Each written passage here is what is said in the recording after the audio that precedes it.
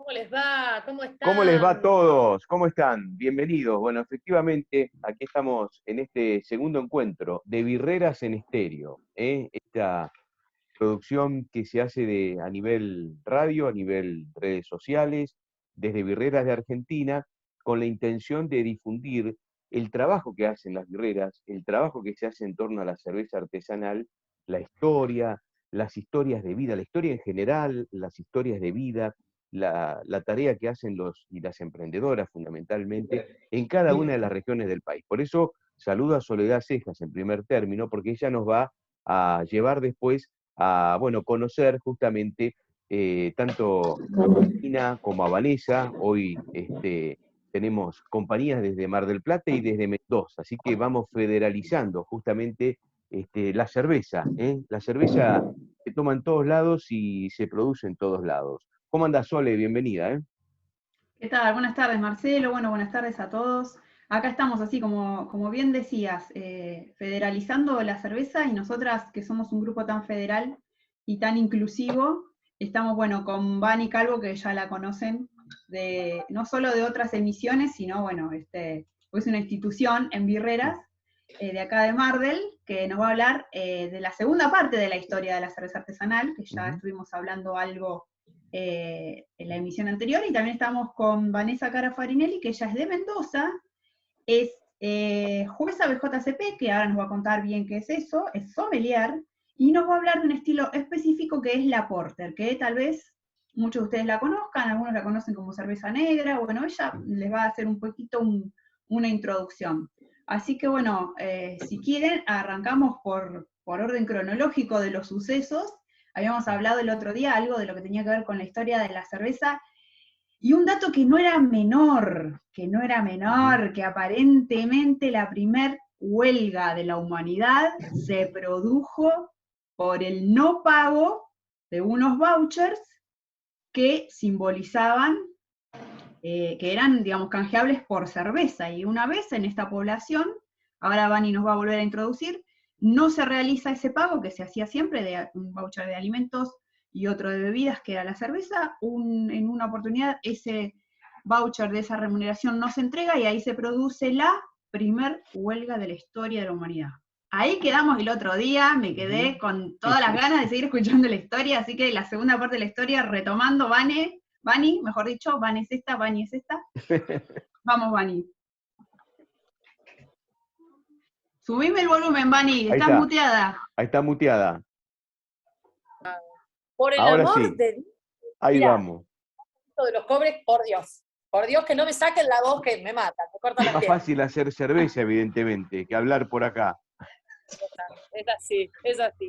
Bueno, es así como decía Sole, la historia de la cerveza está, son muchos años y fue acompañando. Se te mutea solo, Vani, ¿qué le pasa? Y Yo fue, voy a decir ¿se una escucha? Ahí cosa, va, ahí va, ahí va. necesitamos un canje de tecnología, las birreras, porque todas tenemos problemas con el teléfono, que poca memoria, que se me apaga, que se me queda sin batería, que no tengo espacio para cambiar apps y demás, tengo que estar desinstalando e instalando. Bueno, ahora que estamos con audio, dale, ahora sí te escucho. Ahora que estamos con audio. Bueno, la cuestión es así. La cuestión es que son 9.500, 10.000 años de historia, pero yo me voy a tomar una licencia para el día de hoy, porque como vamos a hablar de uno de los estilos que a mí más me gusta, yo quería contar la historia de este estilo. La semana pasada nos quedamos con el comienzo de la cerveza, que serían 6.000 años antes de Cristo, 7.000 años antes de Cristo. Quiero venir mucho, mucho, mucho más para acá, y ya venir para el siglo XVII, Inglaterra. Recuerden que la semana pasada yo les conté que a través del Mediterráneo, como el nacimiento, la cuna de la cerveza era en la Mesopotamia, tan próximo al Mar Negro y al Mediterráneo, estas dos superficies, estos dos canales de comunicación naval, permitieron que se expandiera por Europa. La cerveza ingresó por Italia, por España, llegó a Inglaterra, y los ingleses hicieron algo maravilloso. Yo los bautizo así, esto es una denominación mía, los ingleses son los reyes de la malta. Y les quiero contar por qué. Porque como siempre van a escuchar, nos van a escuchar a nosotras y van a escuchar a cualquier cervecero, la cerveza se compone de agua, le decimos malta al conjunto de granos, de levadura, de lúpulo. Esos 4 elementos tienen que estar. Lo que hicieron los ingleses fue algo maravilloso con la malta.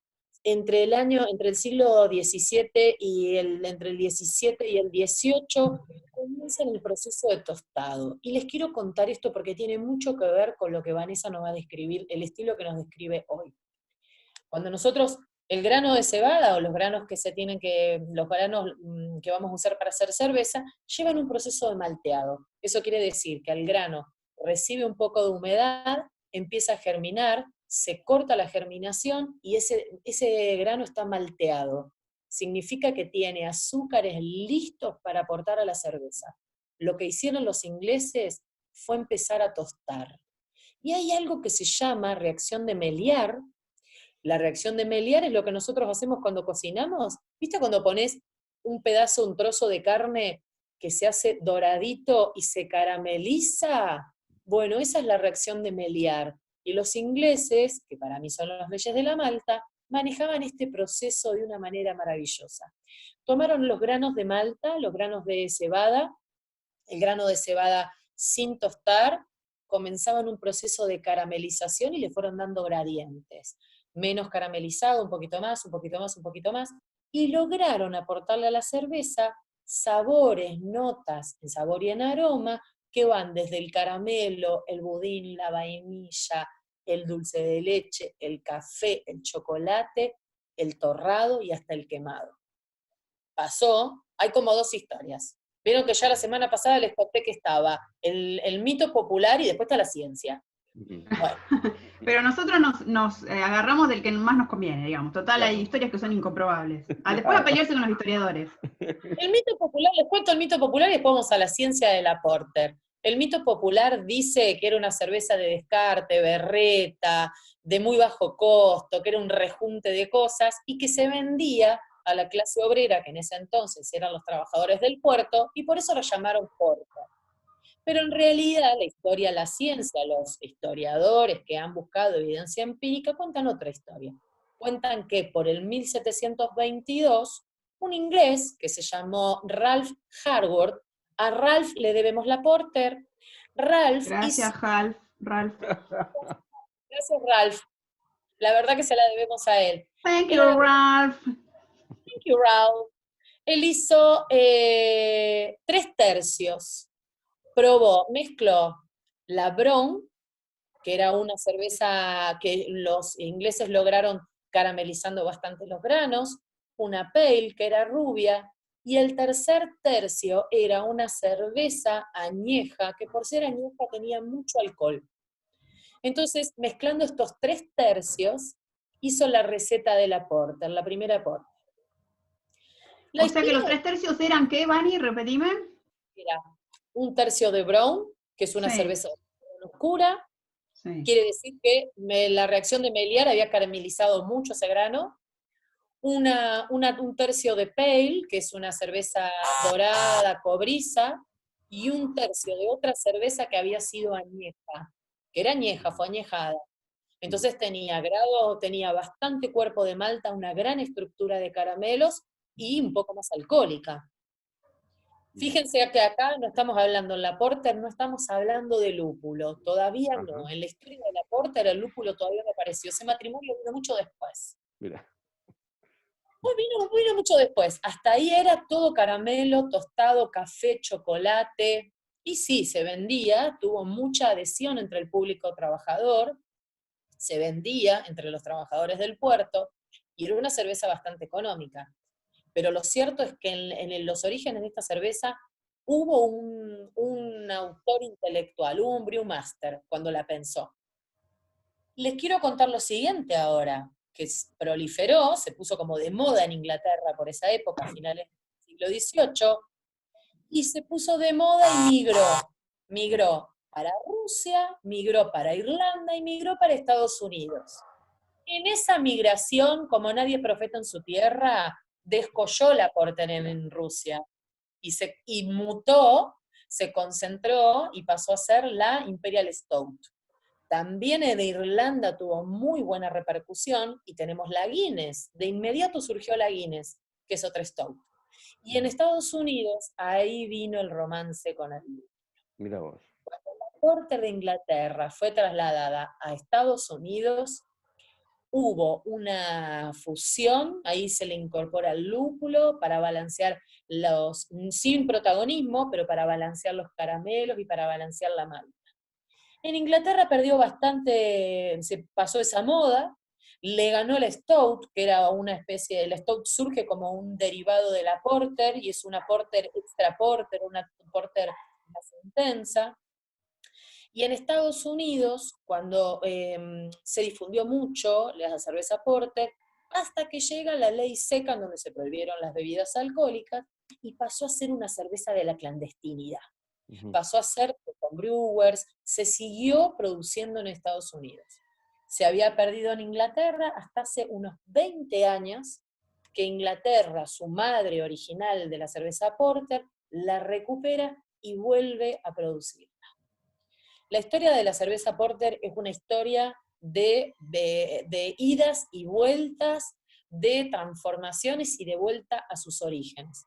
Hoy tenemos una gran diversidad dentro de los estilos Porter, una gran diversidad de productores, una gran cantidad de propuestas, y en el mercado nacional tenemos muy buenas Porters. Vani, Ya pasaremos. ¿en qué año estamos hablando, más o menos? ¿De qué cosa, Marcelo? De esta historia, digo, que surge el traslado después a los Estados Unidos, la explosión en Estados Unidos. ¿Sí? Estamos hablando de surge a finales del 1700 en Inglaterra, a comienzos del 1800 se da la migración de esta cerveza. Durante todo el siglo XIX tuvo una gran expansión en Irlanda, en Rusia y en Estados Unidos, hasta comienzos del 1900, en la década del 1930, donde es la prohibición de la ley seca, ahí pasó como a la clandestinidad. Pero fíjate el recorrido que hizo la Porter. Se genera en 1700 en Inglaterra con una gran expansión y una muy buena recibida del público, migra, muta, desaparece y vuelve en los últimos años a Inglaterra a ser reconocida por lo que es. La cerveza original negra, inglesa, qué maravillosa. Muy bien. Qué linda historia, Sole, ¿eh? La verdad que sí. Además, ¿cuántos años estuvo, digamos, como fuera del tapete, ¿no? Y de pronto volvió con toda su gloria. Yo tengo una historia muy particular también con la Porter, que yo acá la tomábamos cuando comenzó el auge de la cerveza artesanal, hace unos 20 años atrás, acá en Mar del Plata, de la mano de Antares, y era uno de sus 3 estilos clásicos, que lo sigue siendo, de hecho. Y yo tenía un muy buen amigo en Estados Unidos, de apellido Porter, Mirá. que yo le contaba, Bob Porter, ya falleció, pobre, era un hombre mayor, que yo le contaba que acá tomábamos la Porter y él allá no la conocía, y ahora me cierra todo, Vani, porque claro, allá el estilo no estaba hace 20 años atrás, recién estaría como empezando a volver, digamos, pero en lo masivo no estaba de vuelta. Así que bueno, en honor a mi gran amigo Bob Porter, me voy a tomar una Porter esta noche. Está muy bien.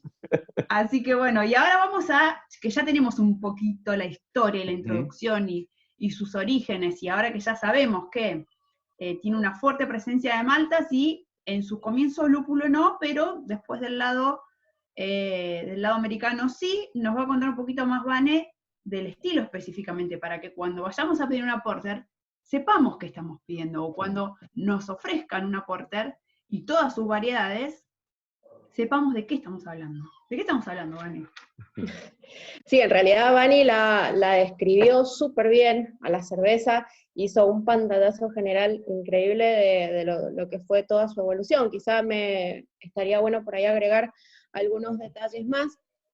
Lo que sí podemos decir con respecto a las cervezas inglesas y con respecto a las cervezas en general, que por ahí está bueno saberlo. En las cervezas inglesas, como dijo Vani, se caracterizan sobre todo por la malta. La malta, ¿qué es lo que estamos hablando? Estamos hablando de los granitos de cebada, que mediante un proceso de germinación se convierten en malta. Cualquier grano puede ser malteado, en este caso lo que nosotros usamos para hacer la cerveza son los de cebada. Y si por algo se caracteriza la escuela inglesa de cervezas, es justamente por esta maltosidad. Cuando hablamos de maltosidad, los cerveceros por ahí no nos entienden, nos miran con cara rara diciendo, ¿qué están hablando ustedes? La malta lo que le aporta es sobre todo dulzor. Es ese sabor dulce que por ahí nosotros lo sentimos cuando probamos algunas cervezas.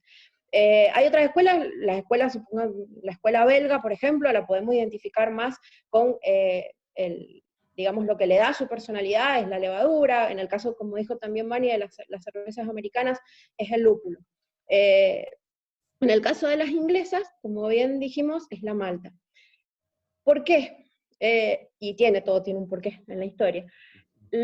Originalmente las cervezas inglesas no llevaban lúpulo. ¿Por qué no llevaban lúpulo? Porque el lúpulo sobre todo es una planta que crece más salvajemente, por así decirlo. Estamos hablando de principios de la era cristiana, crecía salvajemente en todo lo que es el centro de Europa, no en Inglaterra. Los primeros cultivos de lúpulo en Inglaterra recién los podemos encontrar, yo les diría, en el siglo XVII, estamos hablando del 1600, es decir, que bastante más adelante. Por lo tanto, nos encontramos, ¿a qué queremos llegar? Las cervezas inglesas eran una cerveza con un perfil más bien dulce. Se utilizaban otro tipo de hierbas que le otorgaban algo de amargor para equilibrar ese dulzor, pero para el lúpulo tenemos que esperar un poco. Sin embargo, llegaban algunos lúpulos de este centro de Europa a Inglaterra, pero eran carísimos, entonces usaban muy poquito y trataron de buscar ese amargor por otro camino, y ese otro camino fue, como dijo Vani, el tostado de los granos. Los granos tostados también aportan un cierto grado de amargor y de acidez a la cerveza. Y este quizá es, por así decirlo, el perfil o la personalidad que tienen las cervezas inglesas, que a mí me encantan, son las que hago, las que cocino, son las cervezas inglesas, son las que más me gustan.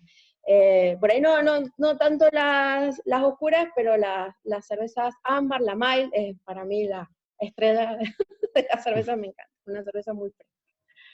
Con respecto si seguimos con las porter, como bien dijo Vani, su surgimiento, su aparición son en el siglo XVIII, es decir, que van acompañadas con la aparición de esta revolución industrial. ¿Y por qué? Porque en este momento en Inglaterra hay un gran crecimiento de las cervecerías, ¿no? Los ingleses son cerveceros, tomaban mucha cerveza, y ¿cuál es el fenómeno que se produce por esta revolución industrial? Esto para que veamos que la historia de la cerveza y la historia mundial siempre van de la mano. La revolución industrial produce un movimiento demográfico de la gente que vivía en el campo hacia las ciudades.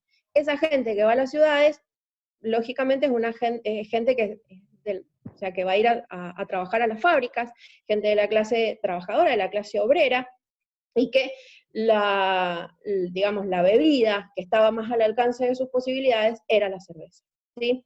En el caso de la porter, en estos comienzos del siglo XVIII, no es esa cerveza tan oscura como la conocemos hoy en día, sino que era una cerveza más bien brown, es decir, más marrón, con por ahí unos tonos más rubí.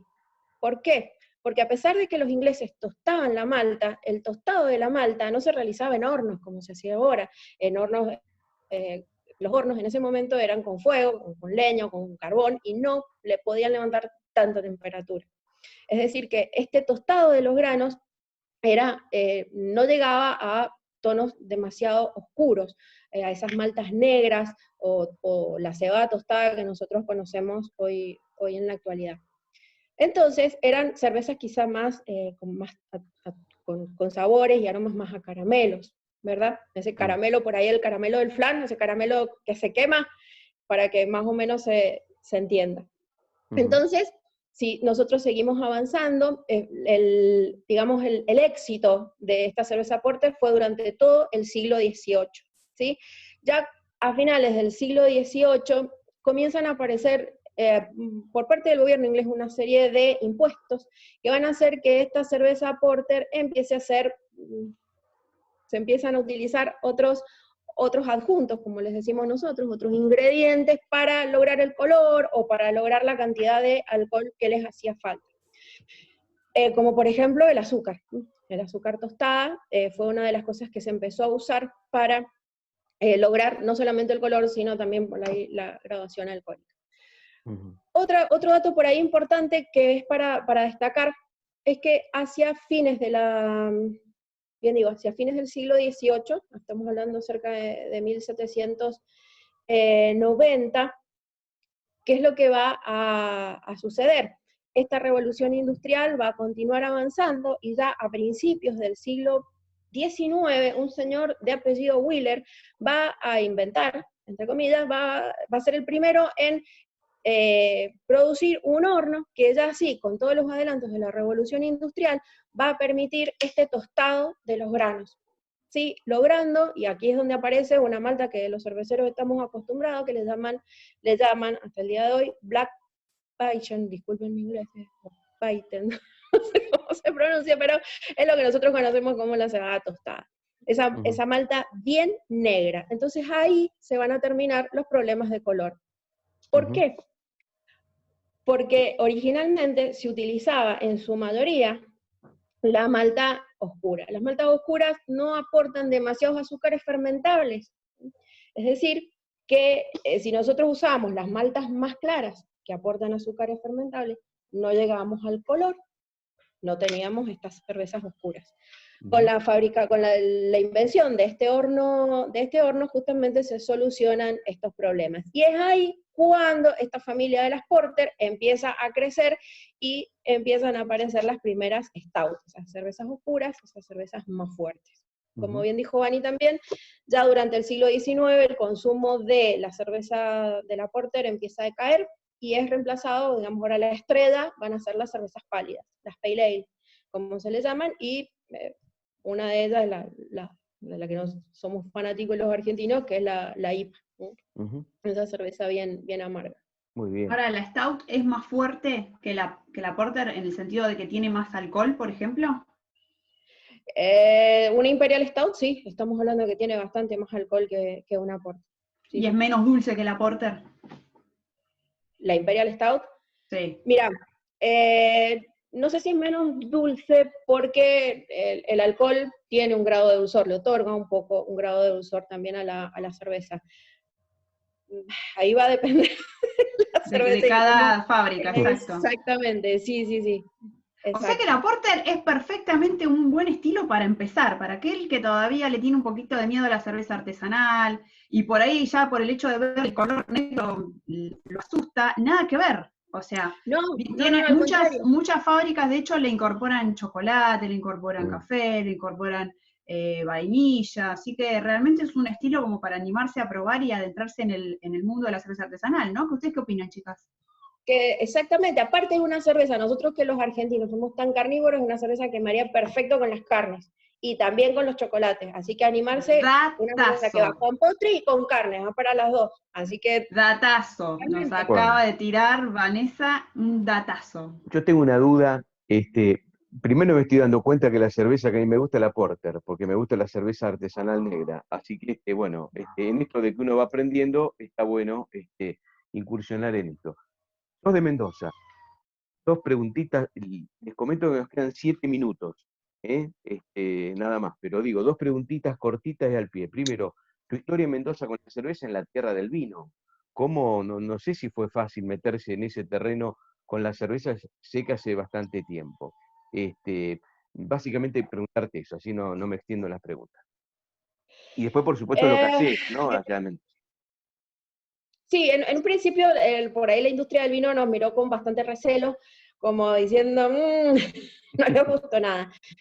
No es mi caso, o sea, la verdad que me cuesta decirte que la cerveza es mejor que el vino, y bueno, y todo eso. Me parece que hay momentos para cada uno, y gustos también. Lo que hemos tratado acá en Mendoza, hay una corriente que está bastante buena, y es que unificar las dos. Como tenemos tantas barricas de vino, ¿sí? Hay un grupo de cerveceros que estamos tratando justamente de hacer estas cervezas y su maduración en barricas de vino. Entonces, como que estás uniendo, sí, esas dos industrias. Y tratar de lograr también un producto que sea regional, ya que Mendoza se identifica con el vino. Bueno, también tenemos cervezas añejadas en barricas de Malbec o de Cabernet y eso. Sí. Vane, ¿y cuáles son los estilos que son propicios para esa práctica? ¿Cuál es la experiencia que ustedes tienen? Quiero imaginármelo sensorialmente, me quiero imaginar el estilo con las notas que le pueda aportar la barrica. Sí, a ver, en cuanto al estilo, yo te diría que por ahí es preferible cervezas que fueran más alcohólicas, porque lógicamente van a tener una mayor durabilidad y resistencia a todo ese tiempo que tienen que pasar en la barrica. Recordemos, en una barrica tiene que estar mínimo 2 meses, de ahí para arriba. Entonces, una cerveza por ahí que tenga poca graduación alcohólica o que no esté tan lupulada, es una cerveza que lo más seguro es que se te echa por eso te detone. Entonces son cervezas que tienen que tener una buena presencia de malta, una buena presencia de alcohol para justamente poder resistir. Normalmente lo que se trata de obtener de estas, de las barricas, es por supuesto las maderas, y si tienen algún tipo de bichos, como le decimos nosotros, el Brettanomyces puntualmente, para darle otro perfil. Sí, estoy pensando que en un estilo, en una porter o en una extra stout, sobre todo una extra stout, Sí, una Imperial Stout. viste que también un poco esto de cuando en el proceso de tostado, que se van logrando distintos caramelos, también se van obteniendo notas que tienen que ver con frutas secas o con frutos. Entonces, esto de algunas pasas, uvas, ciruelas, orejones, es como que lo encuentro que ahí sería una buena fusión con todo esto de la barrica, ¿no? Sí, totalmente, totalmente. Podés agregárselos tranquilamente y van a quedar geniales. Realmente muy bien. ¡Qué ganas de ir! Sí, tenemos que organizar un viaje.